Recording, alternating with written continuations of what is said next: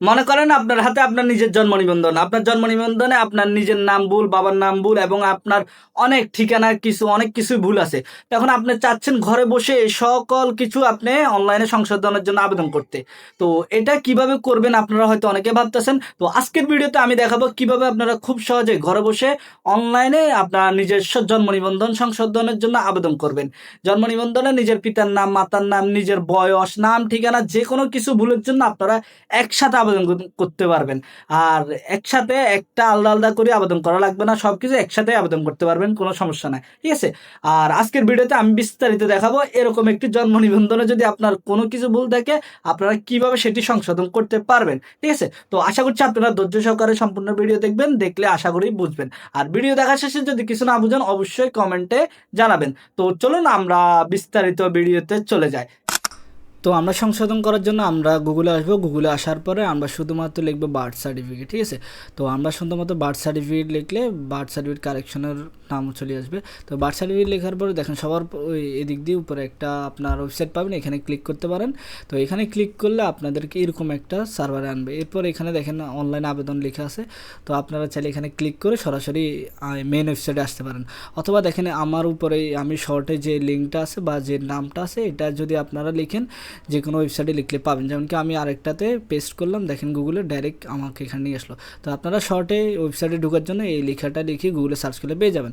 এরপরে দেখেন এখানে জন্ম নিবন্ধন লেখা আছে। জন্ম নিবন্ধন থেকে আমরা এখানে নতুন আবেদন করব না, আমরা তো সংশোধন করব। তো এখানে সংশোধনের জায়গাটা চিহ্নিত করব, অর্থাৎ এখানে ক্লিক করব। ক্লিক করার পরে দেখেন এখানে আপনার একটা আপনার এই নোটিশ দিছে, মানে লিখে দিছে কিছু, এগুলি আপনারা চাইলে পড়ে নিতে পারেন।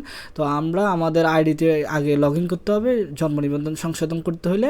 তো আমরা প্রথমে আমাদের এখানে জন্ম নিবন্ধনের যে 17 ডিজিট আছে সেটা আমরা এখানে লিখব, ঠিক আছে। তো এটা লেখার পরে এরপরে আমরা সন্ধান দিলে দেখেন আমাদের আইডি চলে আসবে। দেখেন আমি সন্ধান দিছি, এখানে আমার আইডি চলে আসছে।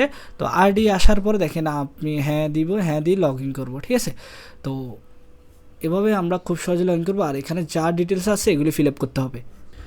তো আমরা তো আইডিতে লগ ইন করছি, ঠিক আছে। লগ ইন করার পরে আমাদেরকে এখানে একটা দেখেন সবুজ করে উপরে লেখা আছে সর্বোচ্চ 4 বার জন্ম নিবন্ধন সংশোধনের আবেদন করা যাবে, তাই আপনারা দেখে শুনে সংশোধনের আবেদন করবেন।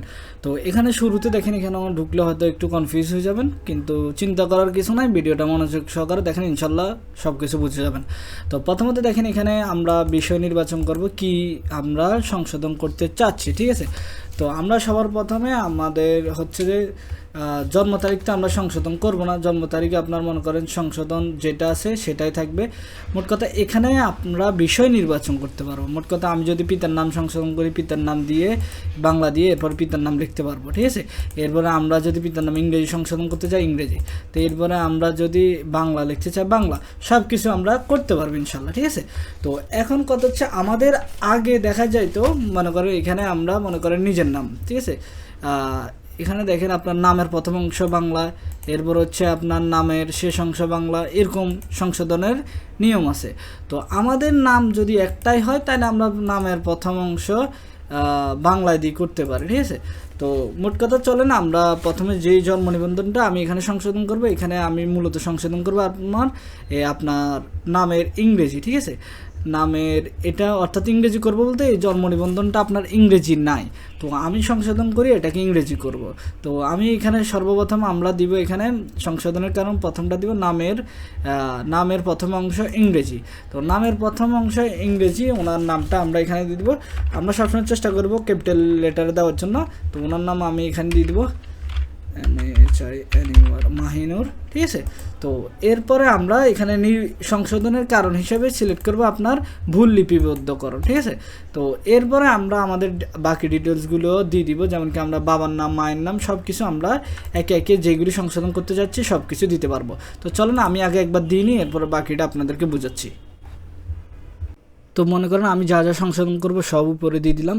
এরপর হচ্ছে আমি ঠিকানা দিয়ে দিব। এখানে আমার যে ঠিকানা আছে, তো আমি এখানে সব ঠিকানা এক, যেটা আবেদন করতেছি জন্মস্থান, এরপরে আপনার স্থায়ী ঠিকানা সব এক, যার কারণে আমি এখানে টিক মার্ক দিয়ে দিলাম, সব একদম এক। তো আমার এখানে সাপোর্টিং ডকুমেন্ট যেগুলি আছে আমাকে এখন সেগুলি জমা দেওয়া লাগবে। তো এখানে সংযোজন অপশন থেকে আমি সাপোর্টিংয়ে এখান থেকে আমি সিলেক্ট করব।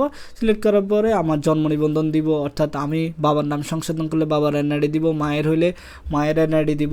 তো মায়ের এনআইডি বাবার এনআইডি যেটাই দিই, মোট কথা এখান থেকে আবার সিলেক্ট করে দিব আমি কোনটা দিচ্ছি বা এটা কোন ফাইল, নামটা আমরা এখান থেকে সিলেক্ট করে দিব, ঠিক আছে। তো আমি মনে করেন এখান থেকে জন্ম নিবন্ধন দিচ্ছি, তো জন্ম নিবন্ধন আমি দিচ্ছি। তো জন্ম নিবন্ধনটা আপনারা কি বলে এটা চিকিৎসক কর্তৃক প্রত্যয়ন হিসাবে চিহ্নিত করতে পারেন, অথবা ইস্যু সম্পর্কিত ফাইল হিসাবেও আপনারা সিলেক্ট করতে পারেন। মোট কথা এই দুইটা থেকে যে কোনো একটা দিয়ে আপনারা এখানে স্টার্টে ক্লিক করলে আশা করি আপনারা সাবমিট করে যাবে। যেমন কি এখন আমি স্টার্ট দিলাম, সাবমিট হয়ে গেছে। তো আমি আরও কাগজপত্র দিব, এরপর আমি দিব মনে করেন ওনার কাবিননামা আছে, তো আমি এই আবেদনের সাথে একটা কাবিননামা দিয়ে দিচ্ছি, ঠিক আছে। তো বিবাহিত ব্যক্তির কাবিননামা আর কি, তো যাতে আপনার নামগুলি আপনার এখানে চিহ্নিত করতে পারে। তো কাবিননামার এখানে কোনো অপশন না, যার কারণে আমি ইস্যু সম্পর্কিত ফাইল দিয়ে এরপর আমি মনে করেন কাবিননামাটা আমি এখানে দিয়ে দিলাম, এরপর স্টার্ট দিয়ে দেবো। কাবিননামা আমার এখানে কি হয়েছে, সাবমিট হয়ে গেছে। এরপরে মনে করেন আমি এখানে আরও কিছু ডকুমেন্ট দেওয়া লাগবে, তো সেটা হচ্ছে আমি পিতামাতার নাম সংশোধনের জন্য আবেদন করছি। তো এখন আমাকে মনে করেন পিতামাতার নামও এনআইডি কার্ড দেওয়া লাগবে। তো আমি এখন পিতামাতার এনআইডি কার্ডগুলিও জমা দিয়ে দেবো, কারণ ওনাদের নামও এখানে জন্ম নিবন্ধনে সংশোধন করতেছি, ঠিক আছে। তো সেমভাবে আগের ডকুমেন্টগুলির মতো আমি পিতামাতার এনআইডি কার্ডগুলিও সাবমিট দিয়ে দিব। তো পিতামাতার এনআইডি কার্ড আমি সংগ্রহ করছি, তো এরপর আমি এখন এগুলি আমার সাবমিট দিয়ে দেবো। এখান থেকে সিলেক্ট করবো এটা পিতার এনআইডি, এরপর মাতার এনআইডি কার্ড দিলে আমরা এখানে সিলেক্ট করে দেবো মাতার এনআইডি, সেমভাবে আবার স্টার্ট দিই, আমরা এটা সাবমিট দিয়ে দেবো। অবশ্যই 200 কেবির ভিতরে আপনার ফাইল হইতে হবে, ঠিক আছে। আর স্ক্যানগুলি আপনার একটু ভালোভাবে করে রাখবেন, অথবা মোবাইলে ভালোভাবে ছবি তুলবেন। তো এরপর দেখেন আবেদন সাথে আপনার সম্পর্ক কি, নিজের আবেদন হলে আপনি নিজ সিলেক্ট করবেন, বাবা মা হইলে বাবা মা বা অন্যান্য দিয়ে আপনার অন্যান্য আপনারা দিতে পারেন, ঠিক আছে। আমি নিজ দিয়ে দিলাম, যদি এটা আমার নিজের আবেদন না, যিনি করতেছে তার আবেদন, তো আমি করতেছি, তো ওই হিসাবে আমি মনে করেন ওনারটা দিয়ে দিচ্ছি। তো এখানে দিলাম, এরপর আমরা এখানে মোবাইল নাম্বার দিব। আমাদের একটা মোবাইল নাম্বার যদি অলরেডি থাকে সেটাতে ওটিপি যাবে, আর না থাকলে এরকম নাম্বার দিয়ে দিতে হবে। যেমন কি এখানে নাম্বার দেওয়া নাই, আমি এখানে নতুন করে নাম্বার দিলাম, এরপর আমরা ওটিপি পাঠাবো। ওটিপি দেখেন পাঠানোর পর এখানে গ্রিন লাইনে লিখে আছে ওটিপি সেন্ড। তো 15 মিনিটের ভিতরে আপনার এই ওটিপিটা এখানে প্রদান করতে হবে, নাহলে কিন্তু আপনার এই আবেদনটা আপনাকে আবার ওটিপি দিতে হবে, ঠিক আছে। আর সবসময় চেষ্টা করবেন দ্রুত করে আপনারা সব ইনফরমেশন দেওয়ার জন্য, নইলে দেখা যাবে হঠাৎ করে আপনাকে আবার শুরু থেকে সব কিছু করা লাগতেছে। ওটিপি দিয়ে দিলাম, সাবমিট দিছি, দেখেন সাকসেসফুলি আমাকে দেখাচ্ছে। তো সাকসেসফুলি দেখানোর পর দেখেন আমি এখান থেকে এটা প্রিন্ট দিতে পারতাছি না, প্রিন্টের অপশান না। তো আমরা কী করবো, এটা স্ক্রিনশট নিয়ে রাখি দিব। তো স্ক্রিনশট নিয়ে কী করবো, এটা আমরা আমাদের গ্যালারিতে সেভ করে রাখবো, অথবা ডাউনলোড করে রাখবো।